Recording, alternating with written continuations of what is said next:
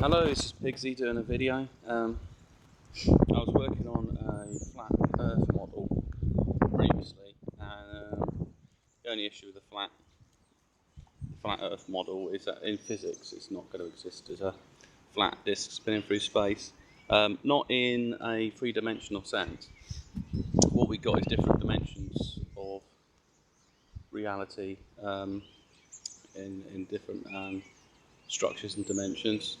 Mainly we're looking at would be a holographic type model for the universe.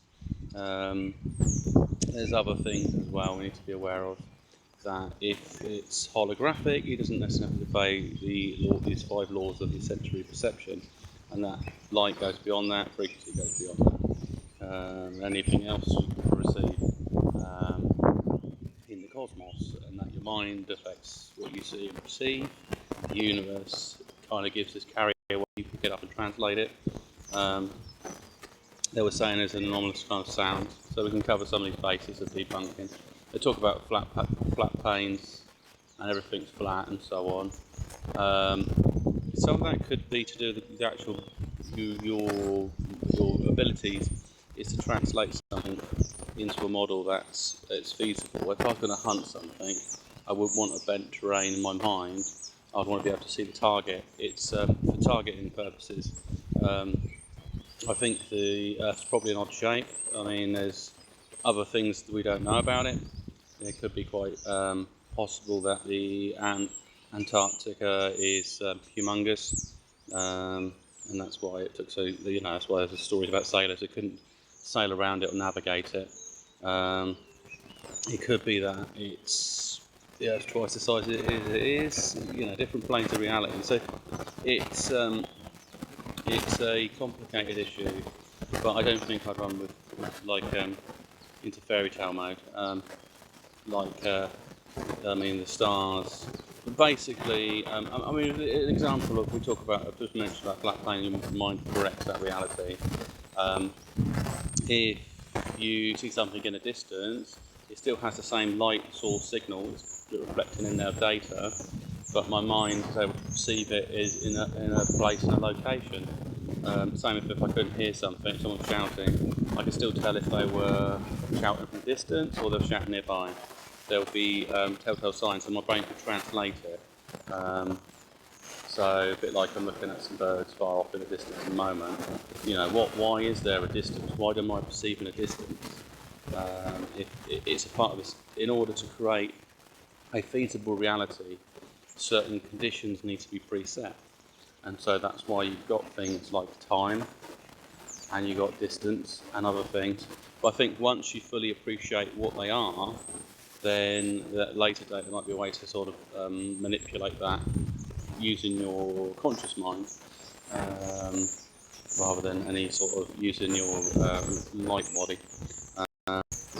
So there's other issues there. So there's different dimensions, and these dimensions are basically like the matrix, different matrix levels, and that would be the starting point when the universe was constructed. And there's things that exist in that dimension.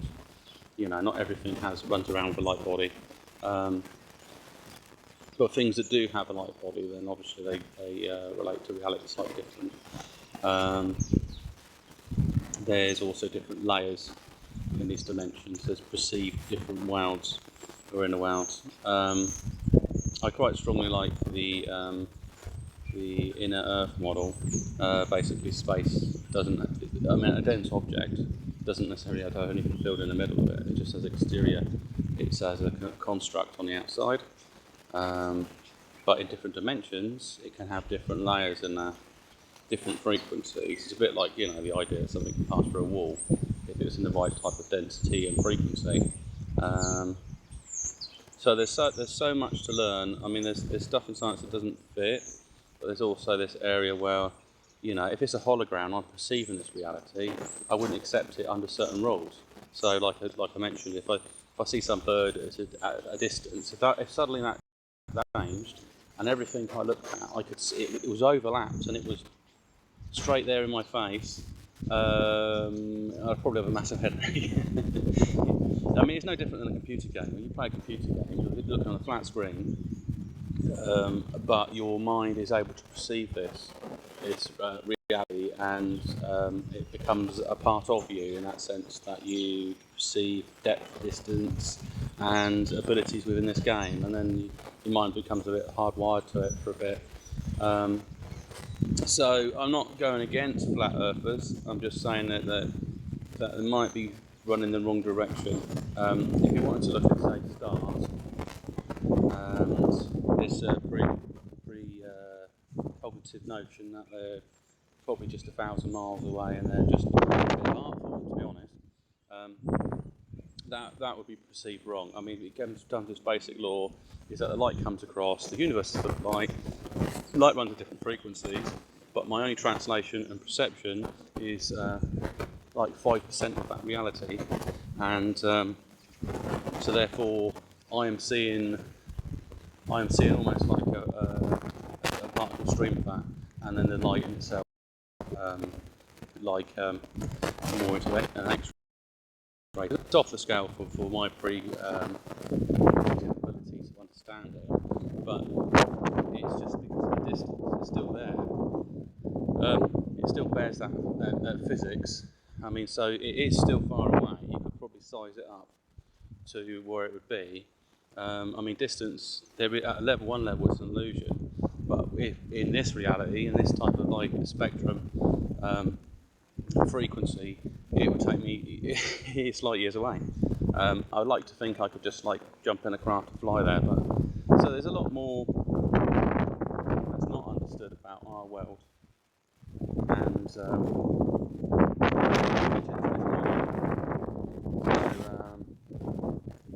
so anyway, that's a short little video. Hope it's given some meaning. I want people to think that I've adopted of one particular theory.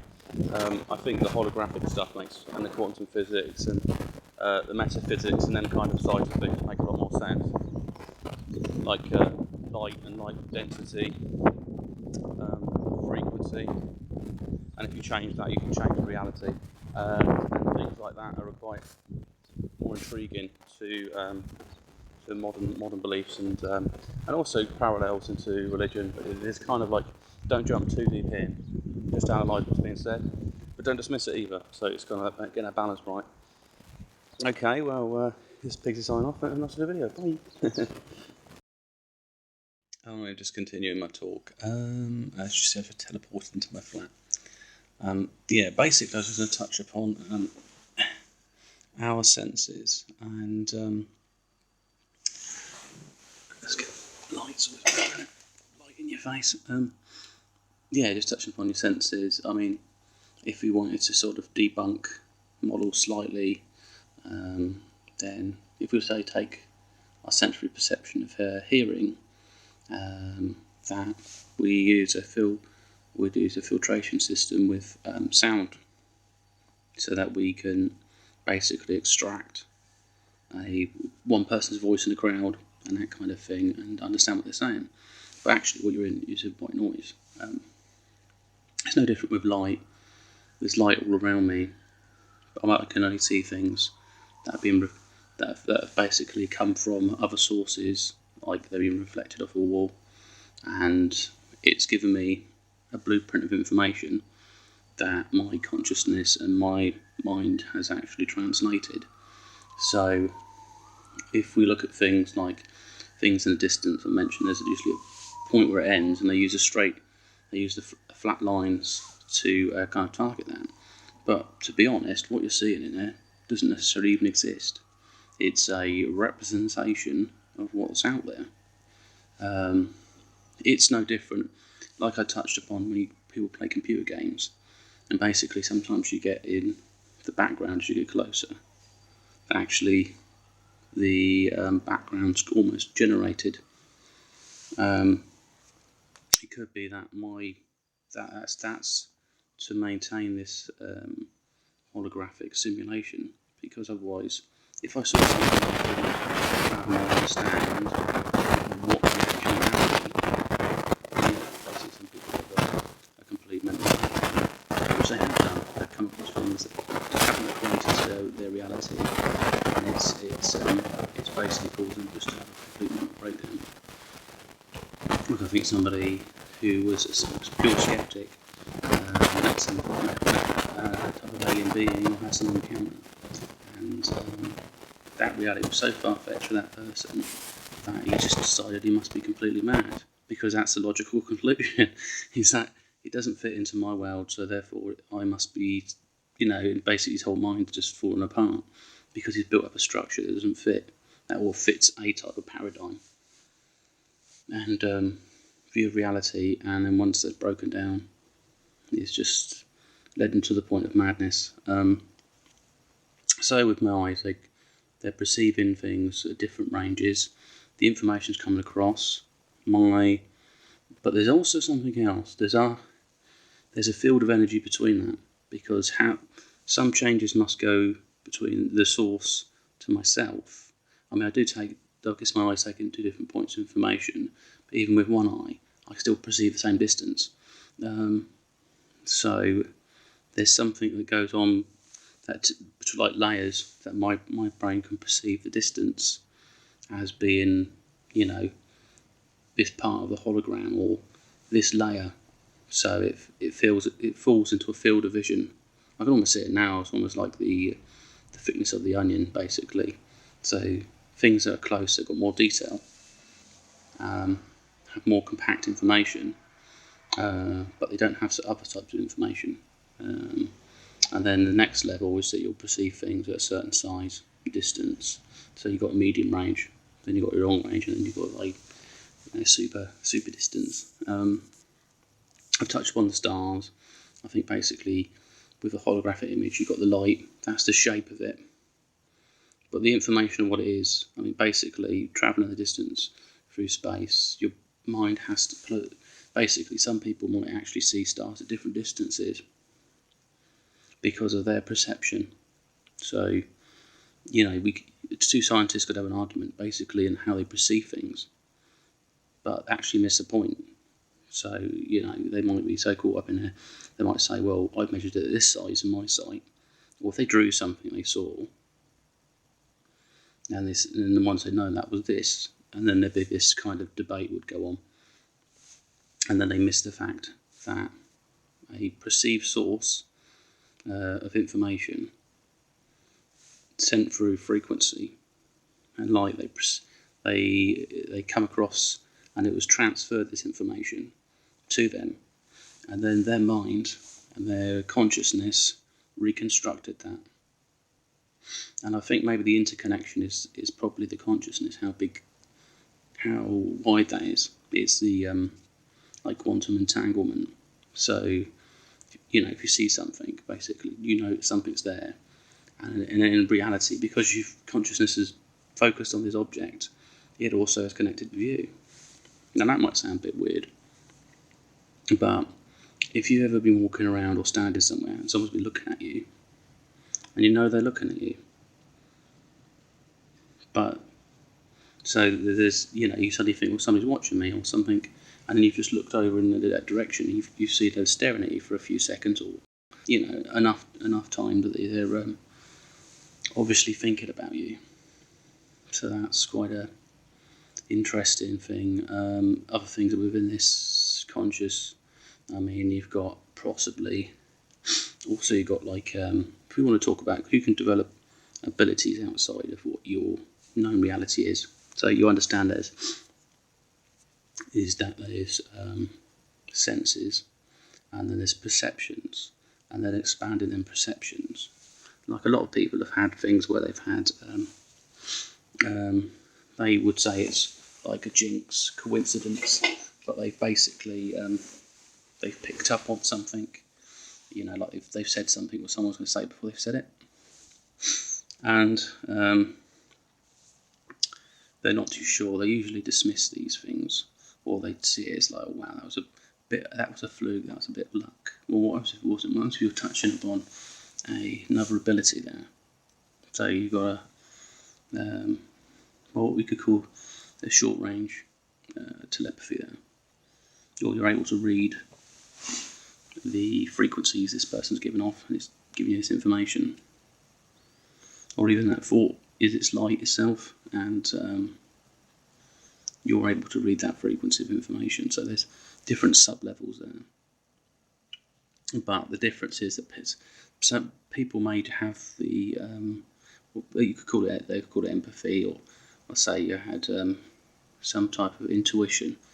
But you could have different levels. You could have, like, say, short range, medium, long range, and then you've got some astronomical type range.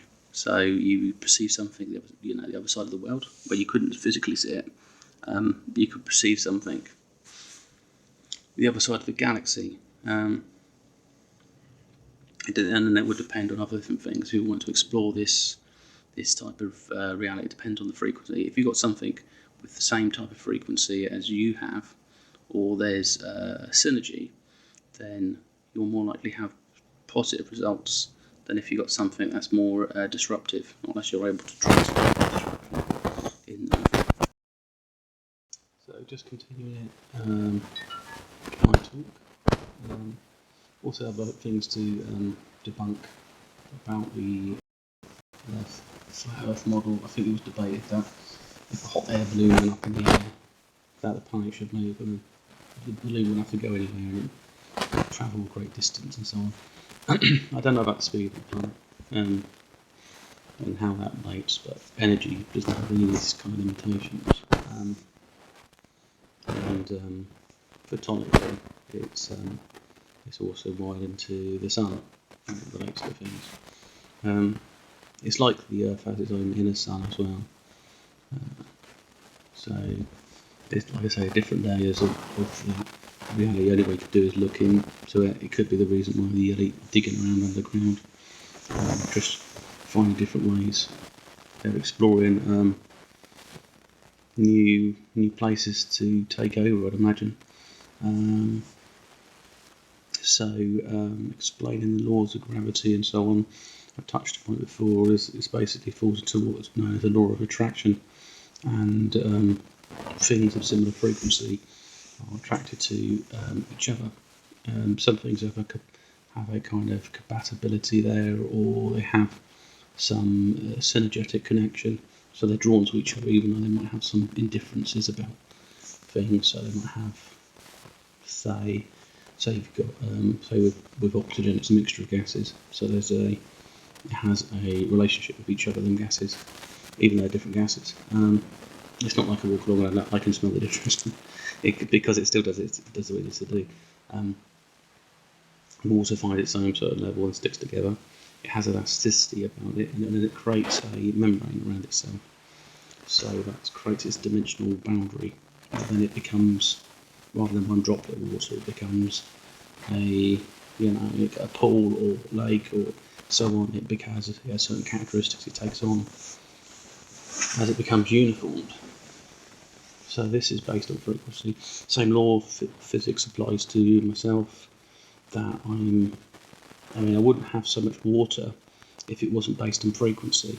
I'd have to have a more solid mass. My skin would have to be solid, because basically this fluid could expel through my body, and I could quickly become dehydrated. There's no reason for it to stay in my body, basically. But the DNA and each of the cells creates in essence a type of, as well as your aura, it's like a force field as well, a force field of attraction. So things are attracted to each other, and then the next thing is what sets the different layers of density, because there's a spectrum of density. It's not like there's bits of rock floating around in the sky, and there could be gas underground. They're just trapped at different levels. But naturally, it would given the choice, it would escape to mix with its own group, basically. But within the centre of the planet is a different type of star there. There's basically something with a magnetosphere of attraction there, and then what you've got is the electric or your aluminum type connection. So the atmosphere is positively charged, while the inner Earth has a negative charge of energy to it, and the attraction. Now, the Earth is diamagnetic in its structure, but it also has this torus field that relates to it. So it's complicated, but then it's not. It doesn't operate in the same way. It's possibly due to the atmosphere is charged, like I say, with its positive electrons and ionosphere, where you have the negative relationship below, but it would have to have a convection type cycle of energy that would have to go round at some point, otherwise they would be, I mean, that's the reason why they're depolarized, and a diamagnetic field will align itself with a more dominant field. That's the effect. They would have a certain level of repulsion between each other, but then over a period of time it would actually develop a relationship with it. Basically, it's like the theory of magnetising something. It already has a magnetic properties, but you've brought an alignment there and a polarity between the energy fields. So that's what that's about. So yeah, that separates the of density and the law of attraction is why things are in certain areas. Like I say, you've got nature and nature. You know, there's an attraction between each other, or people to people. It'd be throughout this kind of laws, and it goes, like I say, it goes into a more quantum realm up to whatever you perceive reality. So that's possibly touched a lot upon a lot of stuff there. But the air has its own density as well. So if a balloon goes up in the air, it's still going to be pushed along with everything else. And if it's electrically driven and it's using a pulse rather than physically being pushed, kinetic force, then that's why everything moves together. So, you know, there is no separation between the light and dark. So the yin and yang, you know, there's a constant relationship between these opposites. You know, this piece of, and hope you enjoy the video.